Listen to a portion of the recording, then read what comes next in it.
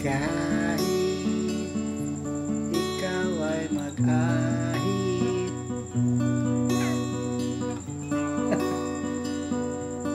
la la la la. Okay guys, ito po ang kahit ayaw mo na ng disband. Pasensyahan nyo na, disband na sila. Madali lang yung mga chords. Madali, kahit itong plucking, madali lang ito. Umpisahan na natin yung plucking. Ang mga chords to sa plucking ay D, yung sa version D, B minor, and G. Okay? Tuturo ko muna sa inyo yung kung ano yung plucking kada chord. Okay? So naka-D ka na, di ba? Naka-D ka na. Yung strings, number ng strings, sasabihin ko, yun ang titipain mo. So string 4, string 2, and then string 3, string 1, and then 3, 2, 3. Okay? Hindi ito tablature yung sinasabi ko ha. Number ng strings. Okay? 4, 2, 3, 1, 3, 2, 3. 4, 2, 3, 1, 3, 2, 3. Yun. 4, 3, 2, 1, 3, 2, 3. 4, 3, 2, 1, 3, 2, 3. Yun ang plucking nitong D. Okay? Sa pinaka intro, 4 na beses yon gagawin mo.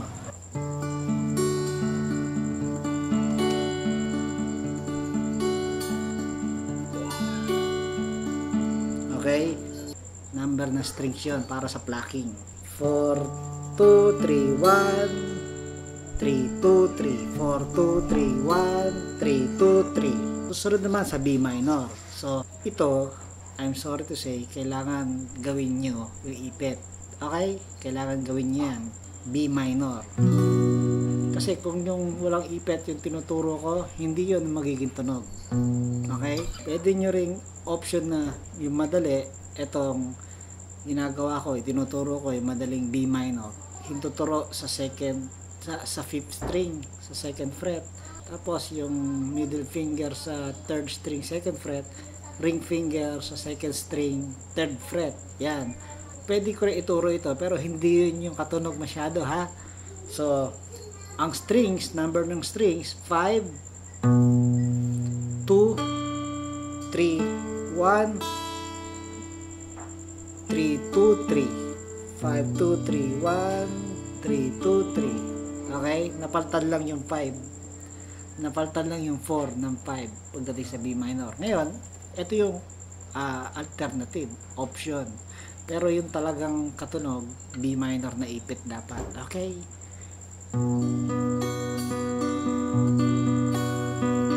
Ganun din ang string plucking mo, ang number ng strings mo. 5, 2, 3, 1, 3, 2, 3. 5, 2, 3, 1, 3, 2, 3. Okay? Yun yung para sa verse. Susunod ay yung G na pag-aaralan mo. Ang G, hindi ka na mag-G ganito. Actually, tunog ano siya, tunog G7 siya. G major 7. Tunog G major 7 siya. Nawala itong hindi liit. Kaparehas siya ng string na paplakingin. String na paplakingin. Katulad sa D. Okay? 4, 2, 3, 1, 3, 2, 3, 4, 2, 3, 1, 3, 2, 3. Ano ba yung tipa? Hintuturo, second fret sa first string. Middle finger, second string sa third fret. Ring finger, third string sa fourth fret. Okay?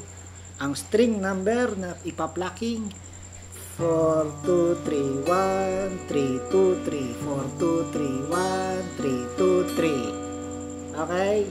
So, yun ang plucking nitong verse. Okay? So, paano yun? O, 4 na beses muna sa D.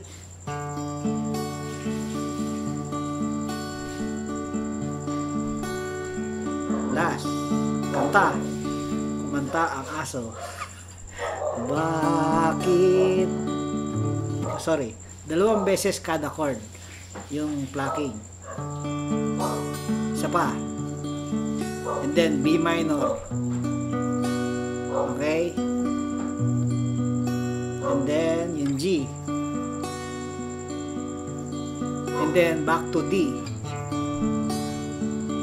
Sorry, nagkakamali ako kasi dito ko pinaplacking eh. Okay? So, yun. D, B minor, G, D. Okay?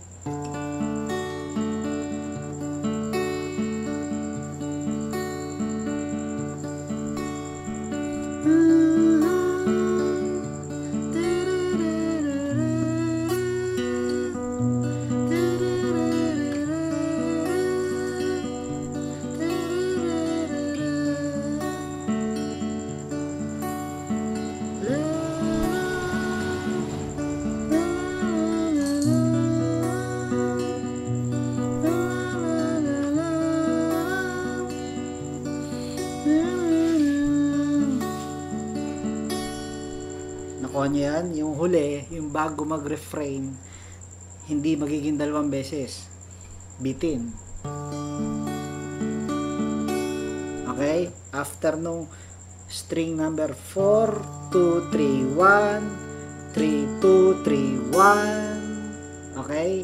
Yan. Yung pinakang ending nun.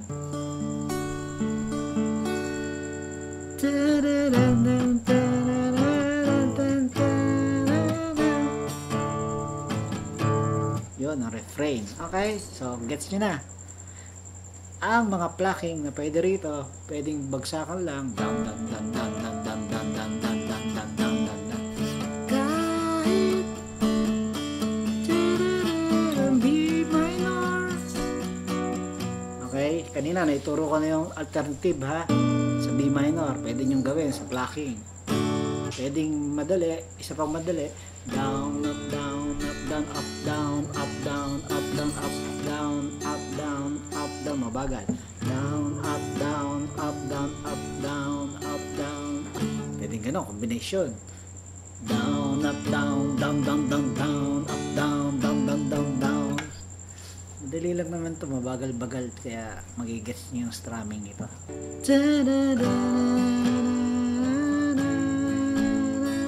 One, two, 3, 4, 5, 6, 7, 8. G, 2, 3, 4. A, 2 and 3 and 4 and B and 2 and 3, 4 and D. Paano ba kantahan ito?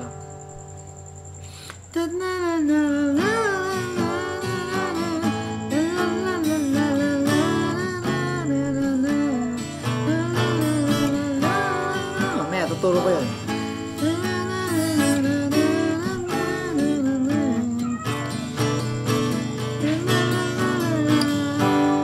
Turo ko na. So, G, 1, 2, 3, 4, A, 2, 3, 4, B, and A. Actually, A lang pwede. D, A, B minor. Okay? Pwedeng itong A, C sharp. Parang may C sharp kang kasama. Kung naka-A ka nang nakaipit ng ganito, isang daliri lang yung tuturo. Itong hinlilit mo, pwede mo ilagay dito sa 5th string sa 4th fret para tumunog yung C sharp. Okay? Hirap. Okay? Kailangan nyo matutunan yung strumming, no? Kasi mabilis yung lipatan. Down, up, down, up, down, down, up, down, up, down, up, down. Down, up, down, up, down, down, up, down, up, down, up, down. Paano yun? Wag muna yung C sharp A. Down, up, A, up, down, D minor, up, down, up, down, up, down. Ulit. Down, up, A, up, down, B minor, up, down, up, down, up, down. Okay? Pinakamadali. Down, down, down, up, down, up, down, up, down. Pinakamadali. Down, down, down, up, down, up, down, up, down. Pinakamadali. Ano yun? Caroling? Ayun guys ha, yung second line, mas mahaba yung D minor. So kanina, 4 counts lang yon. So ulit, sa umpisa. 1, 2, 3, 4. D B minor, 2, 3, and 4, G, 2, and 3, and 4, A, 2, and 3, and 4, D, A, B minor, 2, and 3, and 4, and 5, and 6, 7, 8, G, 2, 3, and 4, and 5, 6, 7, 8, A, 2, and 3, and 4, and A. Lapit, lapit, lapit na lapit, lapit, lapit, layo ng layo, layo, lapit, lapit na lapit, it's a love story, baby, just say yeah. Ba't naging Taylor Swift yan? Okay? So, yun ang chorus. Actually, yun lang ang pag-aaralan nyo eh. Yung intro, yung verse, tapos refrain, tapos chorus. Nagkaroon lang ng paulit-ulit dun sa mga susunod na parts. Okay? So, parang gagawin natin. Pasadahan ulit natin yung chorus. G, A, D, A, B minor, 2 and 3 and 4, G, A, D, A, B minor, 2 and 3 and 4 and 5, 6, 7, 8, 1, 2, 3, 4, 5, 6, 7, 8, A, 2, 3, 4, A. Lapit, lapit, 5, 6, 7, 8, B minor, 3, 4, 5, 6, 7, 8, G, 2, 3, and 4, and 5, 6, 7, 8, A, 2, 3, 4, 5, 6, 7, 8, and then, verse, okay? So, verse, ganun pa rin ang chords, okay? Ganun pa rin ang verse, and then, ganun pa rin ang refrain.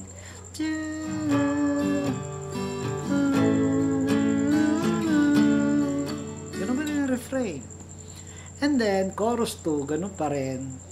Kaso, pagdating doon sa lapit, lapit, layo na layo, magiging 2 beses yung pattern. Nagkaroon pa na isa pang dagdag. D, B minor, G, A. Nagdagdagan pa na isa. Okay? Then, after nun, chorus ulit. Tapos, papasadahan mo lang yung chorus na yon hanggang sa matapos na yung wala na yung lapit, lapit, wala na yon. Ending na. Ang ending niya, chords ng verse. Actually, parang verse talaga. So, isang pasada lang yon. Pagdating sa D,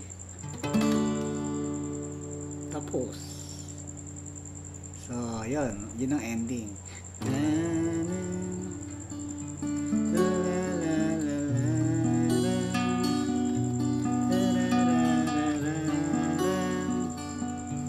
Kahit di mo, ayaw mo na.